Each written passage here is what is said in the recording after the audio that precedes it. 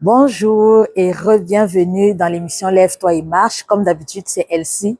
Aujourd'hui, Maman Annie ne sera pas avec nous, mais ce n'est pas grave, le Seigneur est avec nous. Il va nous aider à tourner cette émission. Alors aujourd'hui, on va parler d'un sujet très important qui est « Sors de ta prison » ou en fait, tu n'es pas en prison. Non, tu n'es pas en prison.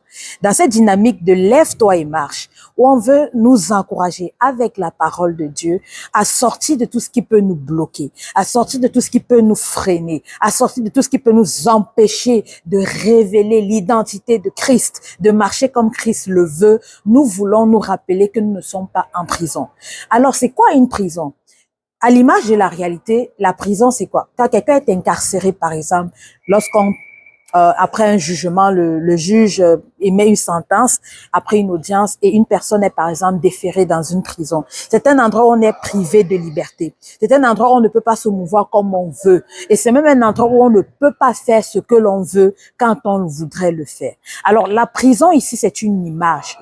Il y a plusieurs types de prisons que nous pouvons être amenés à vivre. Il y a des prisons qu'on peut appeler des prisons mentales. Les prisons mentales, c'est quoi? C'est tout ce qui nous fait croire à l'intérieur de notre propre esprit que nous ne sommes pas au bon endroit. Tout ce qui peut nous faire croire à l'intérieur de notre propre esprit que nous ne pouvons pas devenir ce que nous aspirons à devenir. Tout ce qui nous empêche même de rêver grand. Ça peut être une maladie qui est une prison, quelque chose qui vous empêche de marcher, quelque chose qui vous empêche d'être heureux. Ça peut être une circonstance dans votre vie, dans votre foyer, dans votre couple, dans votre travail. Quelque chose, en tout cas une situation, une circonstance qui vous fait penser que vous êtes en prison. Alors le titre de cette vidéo, c'est « Non, tu n'es pas en prison parce que Dieu a quelque chose pour toi aujourd'hui. » Amen.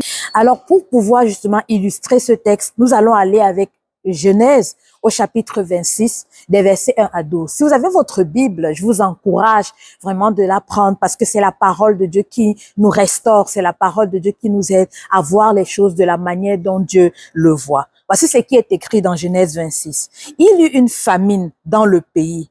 Outre la première famine qui eut lieu du temps d'Abraham, et Isaac alla vers Abimelech, roi des Philistins, à Guérar. L'Éternel lui apparut et dit: ne descends pas en Égypte, demeure dans le pays que je te dirai. Séjourne dans ce pays-ci, je serai avec toi et je te bénirai, car je donnerai toutes ces contrées à toi et à ta postérité, et je tiendrai le serment que j'ai fait à Abraham ton père. Je multiplierai ta postérité comme les étoiles du ciel. Je donnerai à ta postérité toutes ces contrées, et toutes les nations de la terre seront bénies en ta postérité. Parce qu'Abraham a obéi à ma voix et qu'il a observé mes ordres, mes commandements, mes statuts et mes lois. Et Isaac resta à Guérar. Lorsque les gens du lieu faisaient des questions sur sa femme, il disait: c'est ma sœur, car il craignait en disant ma femme, que les gens du lieu ne le tuassent parce que Rebecca était belle de figure. Comme son séjour se prolongeait, il arriva qu'Abimelech, roi des Philistins, regarda par la fenêtre, vit Isaac qui plaisantait avec Rebecca, sa femme. Abimelech fit appeler Isaac et il dit: certainement c'est ta femme. Comment as-tu pu dire c'est ma sœur? Isaac lui répondit: j'ai parlé ainsi de peur de mourir à cause d'elle. Alors Abimelech fit cette ordonnance pour tout le peuple: celui qui touchera à cet homme ou à sa femme sera mis à mort. Isaac sema dans ce pays et il recueillit 7 années le centuple, car l'Éternel le bénit. Cet homme devint riche. Il alla en s'enrichissant de plus en plus jusqu'à ce qu'il devint fort riche. Amen. Donc, on allait jusqu'au verset 13.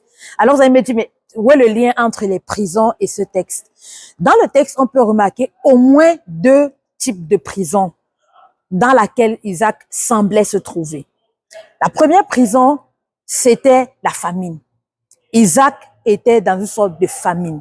Il est dans un pays qui traverse un moment de famine.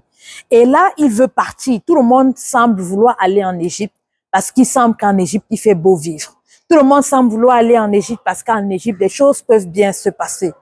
Mais alors qu'il prépare lui aussi peut-être son chemin, alors que peut-être il est en train de se poser des questions, peut-être en train de demander même à Dieu, Seigneur, où est-ce que tu veux que j'aille?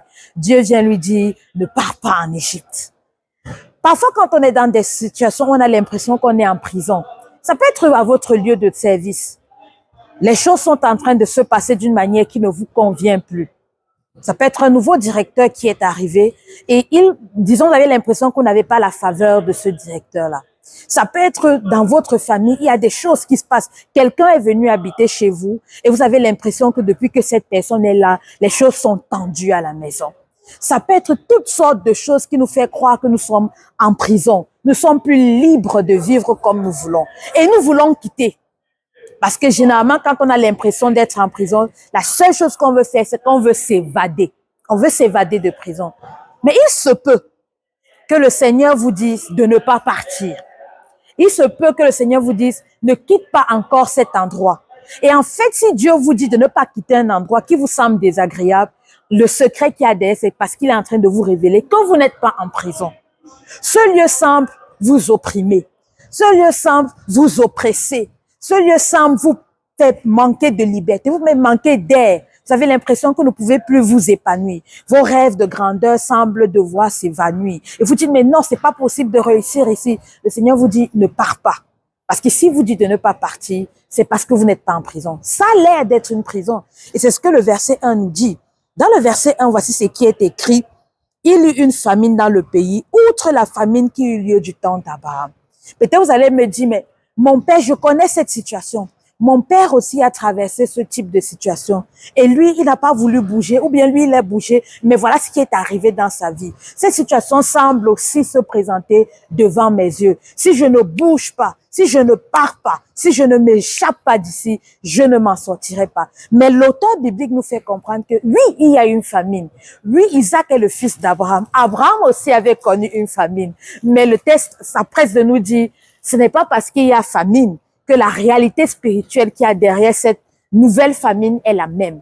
Dans cette nouvelle famine d'Isaac, et c'est ce que le texte nous montre, c'était une occasion de croissance, une occasion d'enrichissement. Dieu voulait enrichir Isaac. Et comment il s'y est pris? Il est passé par des moments difficiles. Il est passé par la famine. Par un endroit où il semblait manquer de ressources. Ou peut-être il y avait la sécheresse. Il semblait ne pas avoir de ressources. Et alors qu'il croit qu'il est en prison, Dieu dit ne pars pas. Parce qu'en fait, tu n'es pas en prison. Tu es plutôt dans ta terre de bénédiction.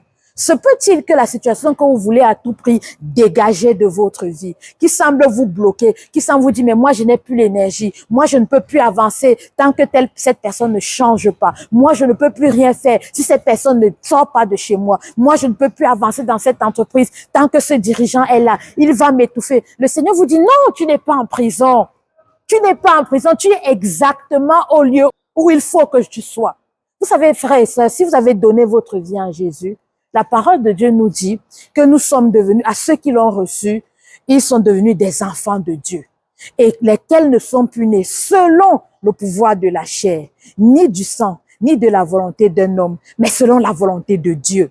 Ainsi, tout ce qui vous arrive, lorsque vous faites confiance à Dieu, ne peut être que le plan de Dieu pour vous bénir. Souvenez-vous, il a dit dans Jérémie 29 au verset 11, « Je connais les projets que j'ai pour toi. » Projet de bonheur et non de malheur, afin de vous donner de l'avenir et de l'espérance. Si vraiment vous avez fait tout ce que vous pouviez, vous êtes battu, mais la situation semble perdurer, demandez à Dieu comment est-ce qu'il voit la situation. Et si vous dites ne vous déracinez pas, changez votre regard, vous n'êtes pas en prison. Et Dieu s'empresse de donner des promesses à Isaac, de lui rappeler en fait les promesses qui étaient sur sa vie. Il lui rappelle que la contrée dans laquelle il est en train de vouloir fuir, en fait, cette contrée-là va lui appartenir à lui et à ses descendants parce que c'est une promesse qui a été faite depuis Abraham et dont il est l'héritier. Dieu lui rappelle qu'il aura la domination sur toutes ces choses-là. Il n'est pas en prison. Cette contrée lui appartient et la famine ne va pas le faire quitter. C'est pas la famine qui décide de si un territoire vous appartient ou pas. Ce n'est pas le nouveau dirigeant qui décide de si la promotion vous appartient ou pas. Ce n'est pas cette personne qui est venue squatter chez vous qui décide de s'il y aura la paix dans votre maison ou pas. C'est Dieu qui décide parce que vous êtes un enfant de Dieu. La deuxième type de famine qu'on peut voir Isaac avait, c'était aussi une famine mentale. Isaac est dans un pays, il décide de ne pas partir, mais il croit malheureusement que parce que sa femme est belle, il va être mis à mort. Il croit que parce que sa femme Rebecca est très belle de figure, les gens vont vouloir se battre avec lui pour lui arracher sa femme. Alors, bien qu'étant un homme marié, avec le privilège d'avoir une belle femme, il s'empêche lui-même de vivre maritalement avec sa femme et de bénéficier de la joie que c'est que d'avoir une femme qu'il aime et d'avoir une belle femme, simplement parce qu'il croit qu'il est dans un territoire où on va le tuer. C'est une autre forme de prison. Quelle chose vous n'arrivez pas à faire ou vous n'osez pas faire parce que vous croyez que c'est beaucoup trop lourd? Quel projet vous n'osez pas vous lancer parce que vous croyez que parce que vous êtes noir, par exemple, à cause de votre couleur de peau, on ne peut pas vous accepter dans ce milieu? Quel projet n'arrivez-vous pas à lancer parce que vous vous dites, mais moi, je suis une femme et je ne peux pas réussir? Quelle limitation mentale à laquelle vous croyez et vous croyez que finalement vous êtes en prison? En fait, ce sont des limitations que vous avez mis. Regardez dans le texte, il n'y a personne qui soit venu dire à Isaac que sa femme était trop belle. En fait, même les gens étaient étonnés. Les gens voient deux individus étrangers dans un territoire et lui demandent simplement, mais c'est qui? C'est lui seul qui se fait son schéma et qui décide de dire que Rebecca n'est pas sa femme. Quel est le chemin que vous vous êtes fait tout seul en disant, ah non, si j'ose dire le fond de ma pensée, on va me rejeter. Si j'ose dire ce en quoi je crois que je suis un enfant de Dieu, on va me rejeter. Il était en prison. Mais on va voir que dans les deux formes de prison dans lesquelles Isaac se retrouvait, Dieu a une solution pour les deux. Pour la première, Dieu lui a dit, ne te déracine pas. Dieu lui a rappelé ses promesses. Mais pour la deuxième, Dieu est passé de façon subtile. On dit qu'un jour, Abimelech, qui était le roi de ce pays, a observé comment Isaac se comportait avec Rebecca. Il les voyait plaisanter. Il a compris que non, ce type de complicité-là ne peut demeurer qu'entre un homme et son épouse. Et c'est lui-même qui se propose de dire, mais pourquoi tu m'as menti? Et il lui-même émet une loi dans le territoire pour dire qu'on ne doit pas toucher à cet homme et à sa femme. Alors que vous prenez conscience aujourd'hui que le projet que vous avez dans votre cœur, que ce rêve qui brille en vous ne dépend pas de votre condition sociale, de si vous avez fait des études ou pas, ne dépend pas de votre couleur de peau, de votre genre, de votre origine ethnique, mais ça dépend de Dieu. Alors Dieu va utiliser même ceux que vous croyez qu'ils allaient être contre vous pour venir vous aider. C'est le roi de cette contrée qui est venu réhabiliter le mariage d'Isaac et de Rebecca. Dieu aujourd'hui, au travers de cette vidéo, veut te dire, ne t'arrête pas. Peut-être tu as peur d'aller vers cette femme que tu crois qu'elle va être ton épouse parce que tu dis, elle est trop belle, les femmes belles, c'est compliqué. Qui t'a dit que les femmes belles sont compliquées? Est-ce que c'est Dieu qui te l'a dit? Sors des prisons mentales. Et on voit que c'est des prisons qu'il avait héritées, les deux prisons. La première prison, c'était héréditaire. Mon père a vécu ça, il est parti en Égypte. Alors moi aussi. La deuxième prison était aussi héréditaire. Abraham lui aussi avait dit, ah, Sarah est trop belle, il faut que je mente qu'elle n'est pas ma femme. Mais des deux prisons, Dieu est passé par cet événement qui semblait difficile, une famine, et le fait qu'il soit immigré dans un autre territoire pour pouvoir changer les situations. Dieu veut aujourd'hui que cette émission puisse vraiment vous interpeller. Demandez-vous dans quelle prison je suis. Alors que nous sommes en train de dire, lève-toi et marche, que tu te rappelles que tu n'es pas en prison. Même si cet endroit semble difficile pour toi, tu peux changer de mentalité. Et on voit qu'Isaac a compris qu'il n'était pas en prison parce qu'Isaac est resté et il a semé. Dieu ne t'invite pas seulement à dire je ne suis pas en prison, mais à te comporter comme quelqu'un qui sait qu'il n'est pas en prison. La parole de Dieu nous dit que la foi est une démonstration des choses que l'on espère. Donc, on doit croire des choses qu'on ne voit pas. Mais de toute façon, c'est qu'on ne voit pas. Donc, si tu crois que tu n'es pas en prison, commence à te comporter comme quelqu'un qui est propriétaire. Quand Dieu a rappelé à Isaac que le territoire lui appartiendrait, quand Dieu a rétabli Isaac avec son épouse, Isaac, il est écrit, Isaac sema dans ce pays-là et il récolta cette année-là le centuple de ce qu'il avait semé. Dieu ne t'invite pas simplement à te dire, je ne suis pas en prison, assorti de cette mentalité de petitesse. Mais il veut que, alors que tu sors de là, que tu poses l'exact de quelqu'un qui est conscient qu'il n'est pas en prison, de quelqu'un qui est conscient qu'aucune limitation ne peut l'empêcher de réussir. Ça peut être un changement dans ton caractère. Ça peut le fait d'oser ce que le Seigneur veut que tu oses. Isaac a semé dans un territoire en famine, il a reçu au centuple. Et on dit, il alla à s'enrichissant encore. Et quand on lit le reste du texte, cette période de sa vie a marqué un tournant. Isaac est devenu un homme influent dans cette contrée, un homme imposant. Les rois étrangers venaient le voir pour signer des alliances de paix. Et on voit que plus tard, ses descendants, les Israélites, ont pris possession de ce territoire comme le Seigneur l'avait promis. Le Seigneur a mis des rêves dans ton cœur. Le Seigneur a mis des pensées dans ton cœur. Cette limitation que tu crois n'est que mentale. Et même si il y a eu, dans la réalité, il y a eu peut-être des injustices que tu as vécues, toutes ces choses-là, alors que tu crois en Dieu et que Dieu dit de ne pas bouger, tu n'es pas victime de l'injustice. Tu n'es pas en prison. Tu es juste à l'endroit que le Seigneur veut que tu sois. Et il n'y a rien. Il n'y a pas les ennemis, il n'y a pas les démons, il n'y a rien qui va t'empêcher de briller et de sortir. Alors lève-toi. Lève-toi et marche. Lève-toi, accomplis ce que le Seigneur veut que tu accomplisses. Sème, sème. Et dans ce pays, tu vas récolter au centuple. Pour terminer, je vous laisse avec un témoignage.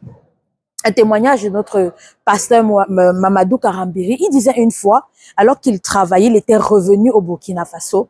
À un moment, il a été rétrogradé de deux grades en arrière. Il aurait pu mal le prendre. Il aurait pu se penser comme une victime.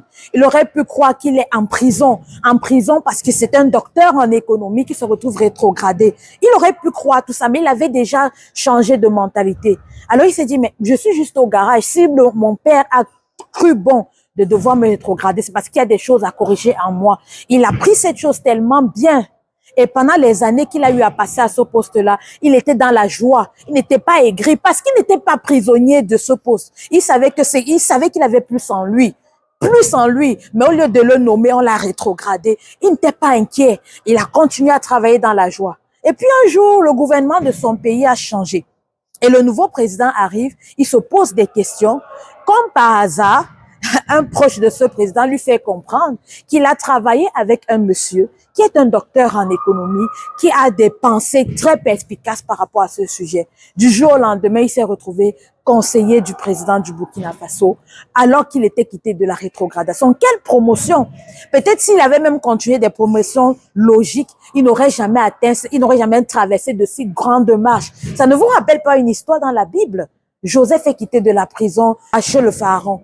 Alors qu'étant déjà gouverneur de Potiphar, on se serait dit, peut-être Potiphar, la promotion logique était que Potiphar l'amène encore chez un homme plus puissant, puisque Potiphar était le chef de l'armée de Pharaon. Mais il a été rétrogradé, il est allé en prison. Mais c'était dans cette prison, entre guillemets, qui était le lieu de préparation de son élévation. Joseph aussi avait compris cette mentalité-là. Joseph, en prison, aidait les gens. Et même en prison, il avait été élevé au rang de chef des prisonniers. Ce n'était pas facile chaque jour. Je ne vous dis pas que chaque jour, ça va être joyeux. Mais je vous dis qu'alors que vous avez la mentalité de savoir que si vous êtes un enfant de Jésus, vous êtes réellement libre. Vous n'êtes donc pas en prison.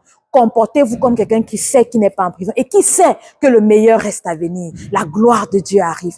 Tenez bon, Jésus est avec vous. Vous êtes bénis de toutes les générations. Vous êtes un enfant de Dieu. Vous êtes la domination. Christ a vaincu. Vous êtes bénis. À plus tard pour une autre émission. Lève-toi et marche.